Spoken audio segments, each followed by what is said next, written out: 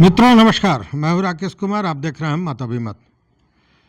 3 दिन के बाद भी शिक्षक अविनाश का शव बरामद नहीं किया जा सका। मैं बीपीएससी शिक्षक अविनाश की बात कर रहा हूं, जो दानापुर से दियारा क्षेत्र में पढ़ाने जाते थे। वो कासिमगंज उच्च विद्यालय में पढ़ाते थे और नाव से पार करना था। नाव से पार करने के क्रम में ही उनकी डूबकर मौत हो गई। उसके बाद प्रशासन इसको लेकर थोड़ा संजीदा हुआ और प्रशासन द्वारा ये कहा गया कि शिक्षकों के लिए पूरी तरह स्पेशल नाव की व्यवस्था की जाएगी। हर नाव पर गोताखोर होंगे, शिक्षकों को लाइफ जैकेट दिया जाएगा और साथ में एनडीआरएफ की टीम जो है उसकी देखरेख में नाव का संचालन किया जाना है। अब आज शिक्षक वहाँ पहुँचे। अच्छा, शिक्षकों में एक आपाधापी तो रहती ही है, क्योंकि अब जो ऐप से उपस्थिति बनानी है उसके चलते सब चाहते हैं कि 9 बजे तक पहुँच जाए। तो आज जब शिक्षक वहाँ पहुँचे तो उन्होंने देखा कि 12 नाव की व्यवस्था है घाट पे, जो शिक्षकों के लिए की गई है, लेकिन न किसी नाव पर गोताखोर की व्यवस्था है और न ही पर्याप्त मात्रा में लाइफ जैकेट दिया गया है। लाइफ जैकेट, जैसा शिक्षकों ने बताया, कि मात्र 25 था, जबकि यात्रा करने वाले शिक्षकों की संख्या सैकड़ों में है। बताते हैं कि लगभग 300 से ज़्यादा शिक्षक हैं जो उफनती गंगा को पार करके उस पार दियारा में पढ़ाने जाते हैं। वैसी स्थिति में शिक्षकों का आक्रोश आज फिर एक बार बढ़ गया और शिक्षकों ने स्पष्ट कर दिया कि वो नाव की सवारी नहीं करेंगे, वो नहीं जाएंगे। हालांकि स्थिति को देखते हुए विभाग ने तत्काल प्रभाव से स्कूल को बंद कर दिया है, लेकिन बावजूद इसके ये जो आक्रोश है शिक्षकों का, ये बढ़ता जा रहा है। बढ़ने का कुछ कारण भी है।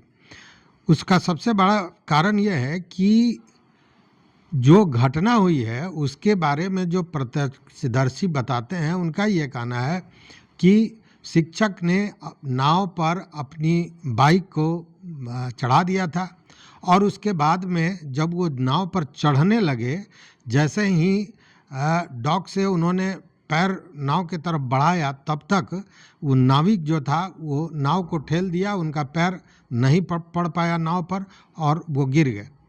उसके बाद लोगों ने तमाम मिन्नतें की, लेकिन नाविक शिक्षक को बचाने का कोई प्रयास नहीं किया।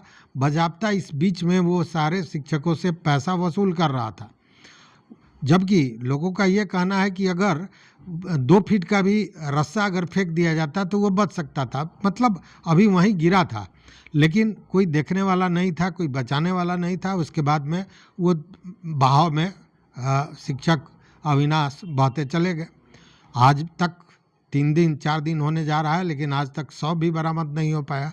और वैसे में सारी बातें करने के बाद, वायदे करने के बाद भी जब आज लाइफ जैकेट नहीं था, गोताखोर की व्यवस्था नहीं थी, तो उस स्थिति में निश्चित रूप से शिक्षकों का आक्रोश बढ़ना लाजमी था और उसी को लेकर शिक्षकों ने स्पष्ट कह दिया कि अब वो नाव की सवारी करके उस पार नहीं जाएंगे। अब देखिए, इसके पीछे एक और बड़ा कारण है। अगर जिस नाव को प्रशासन द्वारा सर्टिफिकेट दिया जाता है कि वो नाव चलाएगा इस स्थिति में, तो क्या जो नाविक होते हैं वो ऑलरेडी गोताखोर होते हैं, तो क्या उस विपरीत परिस्थिति में, वैसी परिस्थिति में नाविक को इस तरह का निर्देश नहीं दिया जाता है कि वो उस व्यक्ति को बचावे, या फिर उसकी व्यवस्था कोई ना कोई तो होनी चाहिए। चूँकि ये सामान्य समय नहीं है, गंगा उफन रही है, धारा तेज है, उसमें इस तरह की घटनाएं होंगी, इसको रोका नहीं जा सकता है। तो फिर इस प्रशासन ने जो स्वीकृति दी या सर्टिफिकेट दिया कि नाव परिचालन होगा, तो उसके साथ इस तरह का दिशा निर्देश भी होना चाहिए। और जो नाविक हैं, जो मल्लाह हैं, जो ये काम कर रहे हैं, वो सारे लोग पानी में तैरना जानते हैं, वो गोताखोर होते हैं। तो और अगर इस तरह की व्यवस्था होती कि एक नाव पर एक गोताखोर रखे जाए, इस तरह का प्रशासनिक व्यवस्था होता, तो शायद अविनाश की मौत नहीं होती। खैर, अब इसके बाद स्थिति गंभीर होती जा रही है। गंभीर ये होती जा रही है कि शिक्षकों ने कुछ मांग रख दी है और इसमें सबसे बड़ा मांग ये है कि अविलंब शिक्षक अविनाश के शव को बरामद किया जाए। दूसरी बात कि अविनाश अभी एकदम यंग एज का व्यक्ति था, बीपीएससी शिक्षक था, तो उसके परिवार को उसकी जो सेवा काल है उस समय तक उसके परिवार को उसका वेतन दिया जाए कि उसका परिवार का भरण पोषण हो। मुआवजे की मांग की गई है और साथ में किसी आश्रित को सरकारी नौकरी दी जाए, इसकी मांग की जा रही है। और इसीलिए ये जो मांगे हैं, इस मांग को लेकर भी शिक्षक कहीं ना कहीं अड़े हुए हैं और अंततः विभाग को भी ये बात समझ में आई और विभाग ने तत्काल स्कूल को बंद कर दिया है। लेकिन स्कूल को केवल बंद कर देना ही ठीक है, तत्काल प्रभाव से शिक्षकों को जो नाव से पार करके उस पार जाना था, जान जोखिम में डालना था, इससे बचे, लेकिन ये परमानेंट सॉल्यूशन नहीं है। इसका सॉल्यूशन होना चाहिए, प्रशासन को इस तरफ देखना चाहिए। और सबसे बड़ी बात है कि जब इतनी बड़ी घटना हो गई उसके बाद भी प्रशासन कहता है कि हम गोताखोर रखेंगे, एनडीआरएफ की टीम के निरीक्षण में नाव परिचालन होगा, लेकिन ऐसा नहीं होना।